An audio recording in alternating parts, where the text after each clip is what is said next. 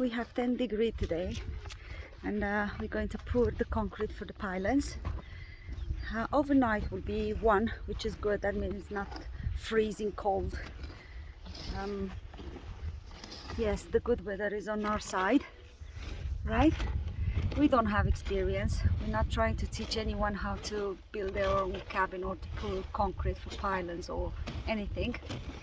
We just want to show you how we do it, our way.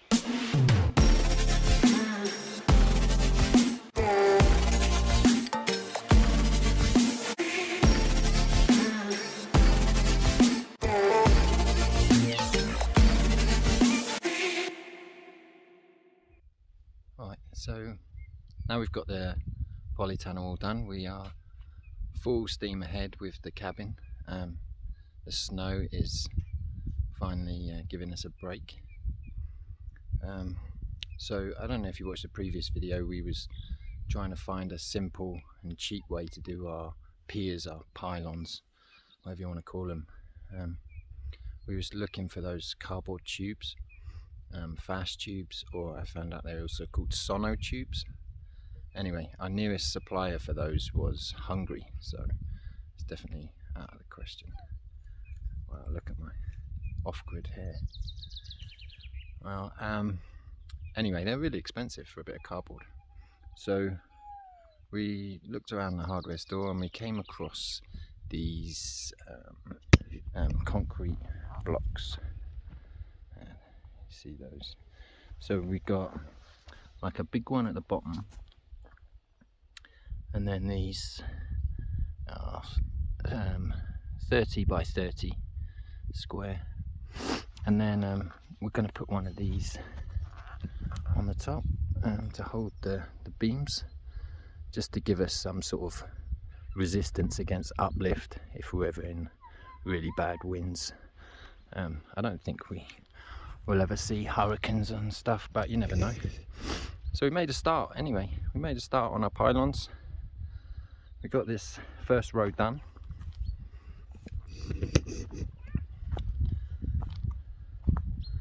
So this is our highest point, so it's obviously our lowest pylon. But yeah, you can see there we've got them all done, all up nice and level. Now, it took us a couple of days to get it done because as good as these concrete blocks are, and they are cheap. I mean, this one is 8 lei per block, which is just over £1. But you get 0 adjustment, so you have to either adjust the ground underneath, bring it up, bring it down a little bit, or you know, if you got just a couple of millimeters, I can probably make that work with those brackets on the top. Just depends where I set them in the concrete at the top. So yeah, we made some great progress, but we completely underestimated how much this land actually slopes away to that very far one there in the corner. So yeah, I mean, it was, I mean, we're not builders. The biggest thing I've ever built is a shed, so you know, it's the first sort of time for me doing anything of this sort of scale. But this pylon down here is gonna be over 2 meters tall, to make it level with that one up there. It's just, well, I think, you know, I estimated it about 220, something like that, 2 meters 20, 2 meters 30 at least, which is like 10 bricks high. And it just makes me and the missus a little bit uncomfortable having a pylon that high. I'm sure it'll be perfectly safe, but yeah, we're just not, it's just, it doesn't sit right with us. I mean, it would make a lovely space underneath the cabin, make a lovely shed, or you know, I think it's a bit too small for a garage, but so we had to make that decision whether to continue or whether to relocate to something a bit flatter. I mean, I've said it before, we chose this location because of the view.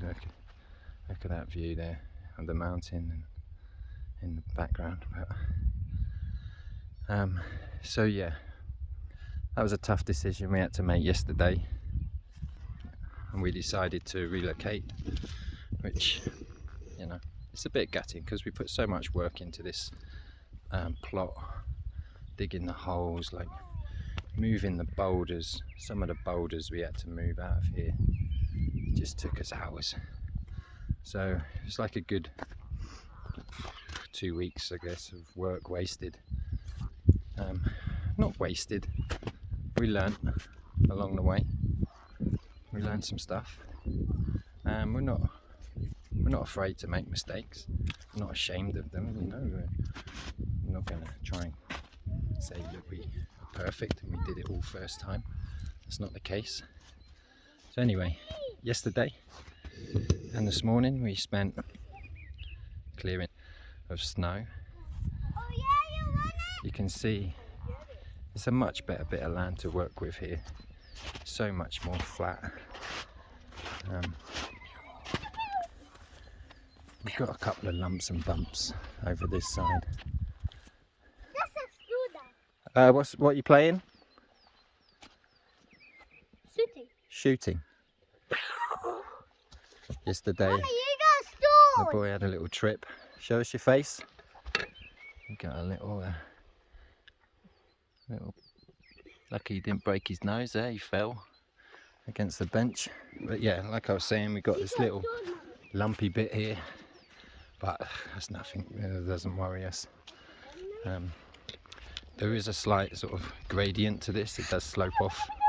It does slope off slightly, but nowhere near as much as the last one.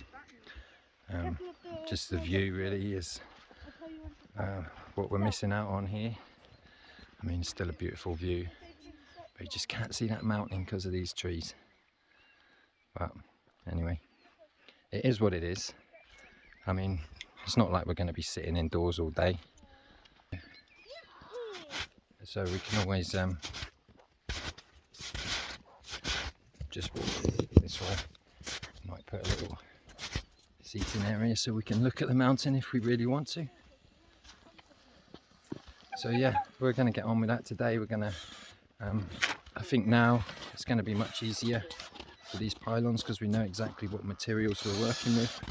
We don't have to dig such a big hole.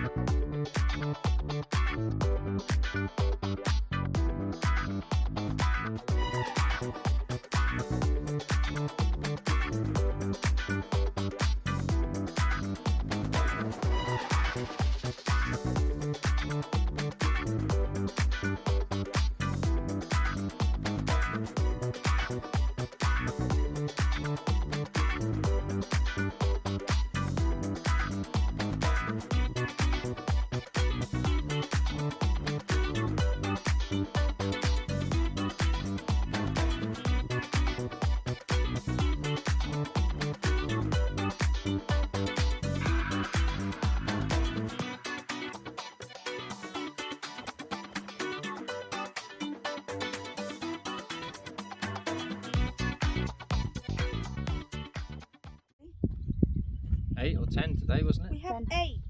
10 degree. 8 at the moment. 10 at lunchtime. Anyway, it will be 10 degree today, 9 or 10 tomorrow, overnight 1, which give us the good weather for the concrete to be done, right? Right. And some of us Got just a window. supervise. A window for concrete. Just what, one night is it, or 2 nights? Tonight and tomorrow.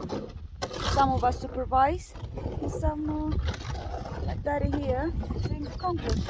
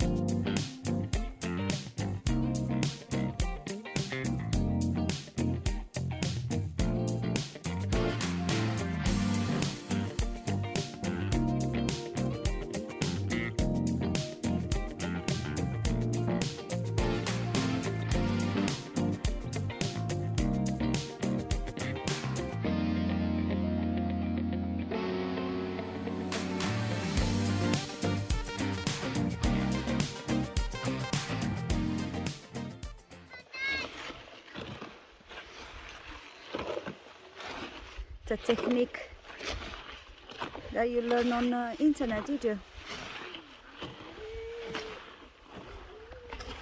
Well, when you haven't got a concrete mixer, apparently this is the quickest way to do it. So, yeah, we've been cracking on with the pylons. Yesterday was Emilia's birthday.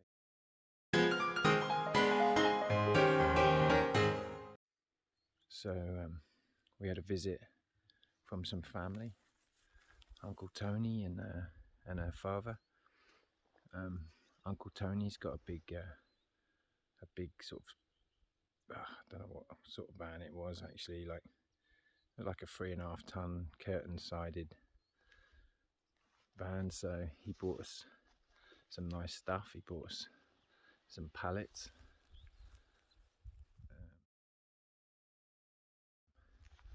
some more sort of offcuts of wood, but some nice posts and stuff that we can put to good use. Also brought us this water tank. You can see on the back of the Ranger. We haven't unloaded it yet. So yeah, the back is off the Ranger. I kind of like it more now without that. Now the sun's out. I mean, the kids love riding in the back.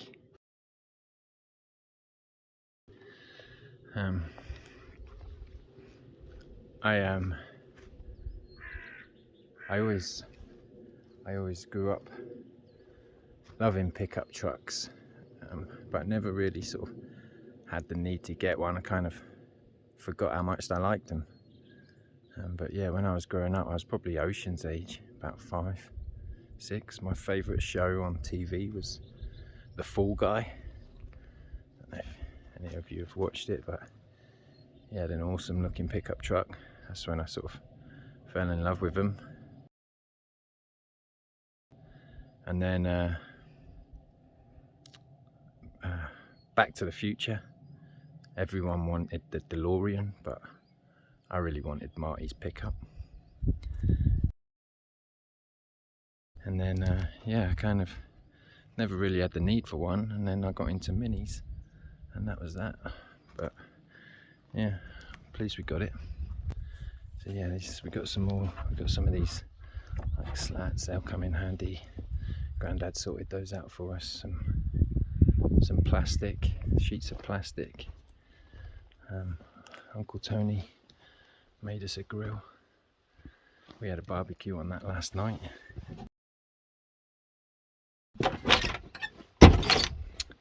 Kids got their bikes, but well, that's got a flat tyre. We haven't got a pump for that at the moment. We got the washing machine. Apparently we can run the washing machine off rainwater. I'm going to try that. Uncle Virgil, who he's got a chicken farm. There's chicken farming, so he sent us some chicken food, which is nice of him. We got our fridge. Now it's warming up. Even the house, even the room we use as a fridge is getting too hot, so we got the fridge. Yeah. Also, our neighbour brought us a tractor load of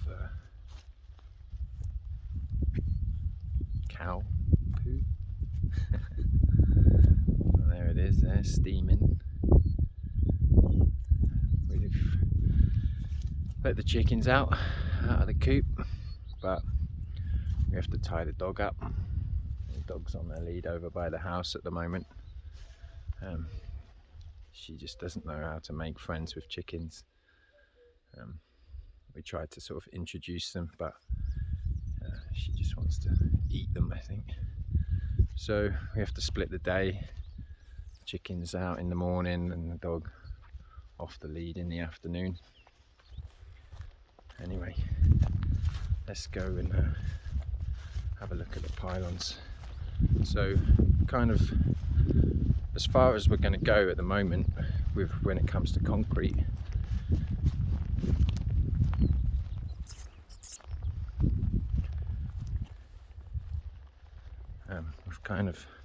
We've left one brick empty, just big enough, or enough space, should I say, for the bracket to go in and be adjusted. I mean, I spent ages trying to get everything sort of millimetre perfect, but I just wasn't able to do it. So in the end I figured, let's just get them roughly in the right spot and make adjustments with those brackets. Obviously I didn't have no sort of the luxury of a laser level or nothing like that, so once we did the first one, got this one leveled, yeah, basically I just used a length of wood to get the next one level, and then so on and so on. So I mean, it's not going to be perfect. It's not the best way to do it. I know you can use a bit of clear hose pipe with some water. I understand the principle of it, but I don't really know how to do it, and I didn't think the cabin was the best place to learn. I might give it a go. I want to build like a wood shed to store all the firewood and stuff, so I might give it a go on there. I mean, I can't imagine it's too complicated, but yeah. So yeah, we wanted to do those cardboard tubes at first, but they were really expensive. So we came up with these blocks. As I said before, they're only just over £1 each. But yeah, adjustment is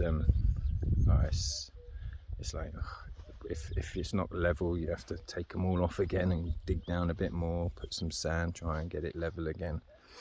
So it is a bit of a ball ache.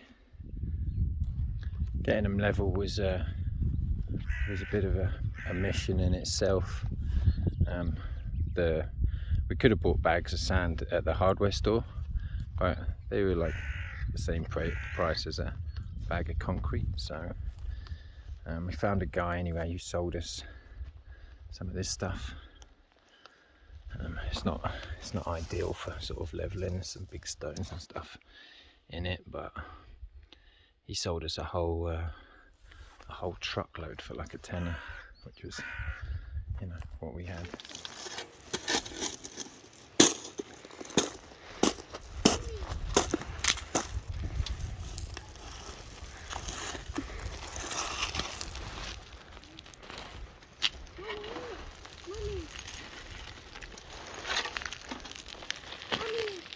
What we could get, what I had to use.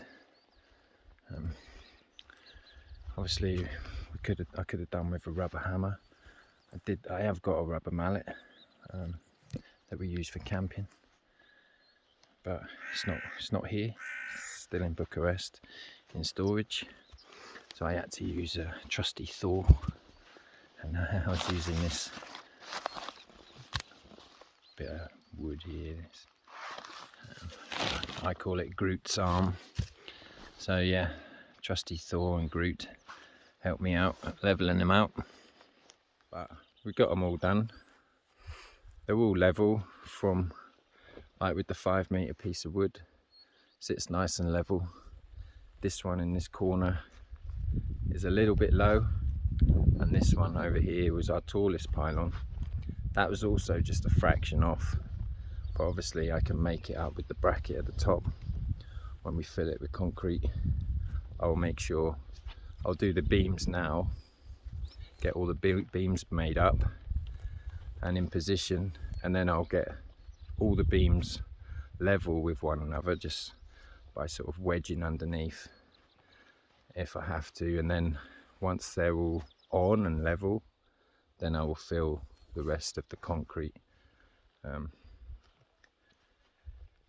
Yeah, so the guy with the tractor that came yesterday, he helped us bring up some more wood. There's one pallet left down there, but we brought up the big ones. These are 5 meters. This is what I'm going to make the beams out of, that the whole house is going to sit on. So these are 5 centimeters thick by 20 centimeters wide. There's going to be the length of the beam is 10 meters, and I'm going to use 3 of these side by side, obviously upright. But yeah, where the water had got on them and they'd frozen, some of them were so heavy. So that was a real help yesterday, getting those, getting the help of the tractor to bring them up. Yeah, while I've been actually doing this process, I realised that this isn't the cheapest way to do it. Obviously, we could have done something like this.